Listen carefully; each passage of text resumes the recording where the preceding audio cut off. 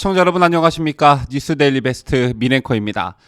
황교안과 이준석과 황교안은 전 당대표와 현 당대표의 관계입니다.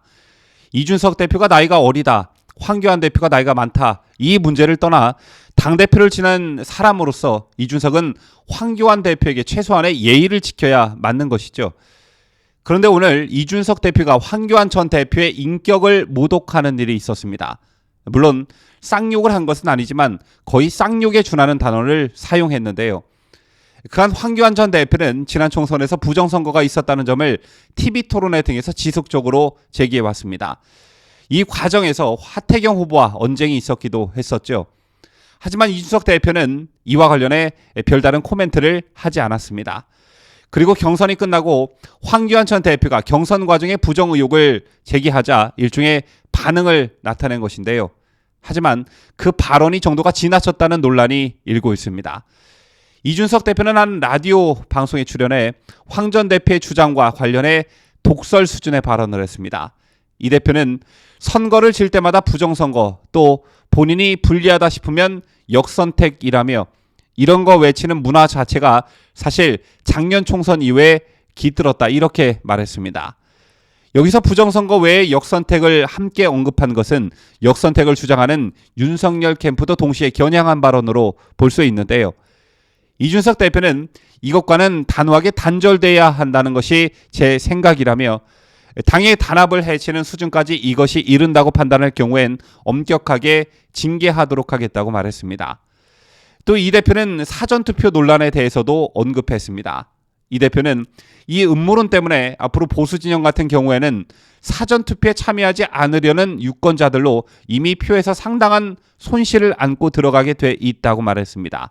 그러면서 이준석 대표는 대통령 선거 경선은 당의 가장 큰 이벤트이고 축제로 승화되어야 할 행사라며 거기에 공정성 시비를 걸어서 아주 찬물을 끼얹는 이런 행위는 징계할 만하다고 본다고 밝혔습니다. 여기까지만 보면 원래 이준석은 당대표가 되기 전부터 부정선거와 관련해 음모론이다라는 입장을 견지해왔기 때문에 그 수준에서 현 당대표로서 자신의 생각을 밝힌 것이라고 칩시다. 그런데 문제의 발언은 오늘 오전 최고위원회의가 끝나고 나왔습니다. 이준석은 당의 2차 경선 결과에 대해 음모론적 시각으로 문제 제기하는 분들에게 단호히 경고하겠다면서 오늘 이후 당 선거관리 절차에 과격한 이의제기를 한 인사에 대해 당윤리위원회를 통해 철저히 엄단하겠다고 말했습니다. 황교안 전 대표의 문제제기를 과격한 이의제기로 규정하면서 징계하겠다는 뜻을 밝힌 것인데요. 그러면서 이준석 대표는 일부 유튜버와 야합해 선거 부정론을 내세우는 분들이 있는데 지금까지는 지켜봤다며, 하지만 각자의 이익을 위해 당이 해가 되는 행위를 지속하면 단호히 대처하겠다고 재차 강조했습니다.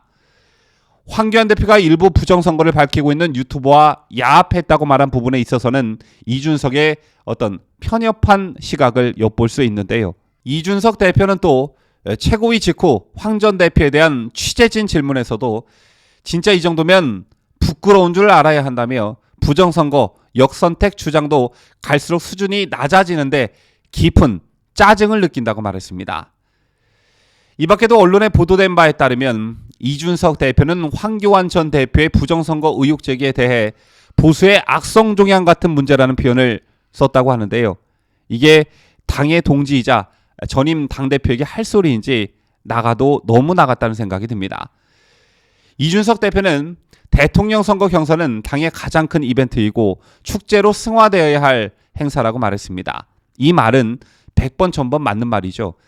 이른바 아름다운 경선은 우리 모두가 바라는 것이기 때문입니다. 하지만 국민의힘 경선이 8강과 4강을 거치면서 여러 가지 잡음이 있었던 것은 사실입니다. 황교안 전 대표의 주장의 핵심은 지난 총선에서 부정선거 논란을 일으킨 장본인격인 중앙선관위에 당의 경선 전반을 맡겼다는 것입니다. 그로 인해 득표율이 조작됐다며 법원에 경선 중단을 요구하는 가처분 신청을 냈었죠. 그러면서 황 전 대표는 득표율과 모바일 투표 관련 로그 기록 등의 공개를 요구하고 있습니다. 물론 황교안 전 대표의 행보와 관련해 이를 지지하시는 분들도 계시고 정치적 목적으로 그러는 것 아니냐며 이 같은 행동을 비판하고 계신 분들도 물론 계십니다. 그런데 정말 잘못된 점 한 가지는 분명 있습니다. 우리는 흔히 구태 정치를 말할 때 가장 대표적인 것으로 밀실공천, 밀실야합 뭐 이런 것들을 떠올리곤 하죠. 그런데 이번 국민의힘 경선 과정이 그런 것을 연상시키게 만들고 있다는 점입니다. 많은 것이 오픈되며 진행된 민주당 경선과는 달리 누가 얼마나 많은 표를 얻었고 그 과정에서 여론조사는 어떠했고 과정이 투명했나. 국민의힘 경선에서는 이런 것들이 거의 베일에 쌓여 있습니다. 때문에 이런저런 논란이 많으니 황교안 지지자분들은 물론이거니와 윤석열, 홍준표 후보를 지지하고 계시는 분들도 차라리 등수와 득표수 이런 것들을 모두 공개하라는 요구가 빗발쳤던 것이죠. 처음부터 투명하게 모든 것을 드러냈더라면 이런 논란을 미연에 방지할 수 있었을 텐데 그러지 못했으니 떨어진 후보 쪽에서는 문제를 제기할 수밖에 없었던 것입니다. 그리고 결국 합당한 방법으로 문제를 제기한 쪽을 보수의 악성 종양 뭐 이런 표현을 쓰면서 일종의 정신병으로 몰아가고 있습니다. 전 이게 정상적인 민주적인 모습의 당의 모습인가 이런 생각이 드는데요. 현재 국민의힘에선 일종의 금기어가 되어버린 말이 있죠. 한 가지가 대통령 탄핵, 다른 한 가지가 바로 부정선거입니다. 물론 당면한 문제가 있기 때문에 우선순위가 달라질 수는 있지만 아예 소수의 목소리를 차단하고 정신병 취급하는 건 정말 많은 문제를 일으킬 수 있다는 점에서 이날 이준석 대표의 관련 발언은 심각한 문제가 있다고 저는 생각합니다. 이준석 대표는 바른정당 시절부터 내세운 일종의 정치 철학이나 슬로건이 유승민과 같은 합리적 보수 이런 거죠. 자신과 다른 생각을 갖는 당의 동지를 악성 종양이라고 말하는 게 과연 합리적 보수의 모습인지 본인이 오히려 구태 정치인이 되어가고 있는 것은 아니지 돌이켜 생각해 보시기를 바랍니다. 지금까지 저는 자유대한민국을 수호하는 뉴스데일리 베스트 민앵커였습니다.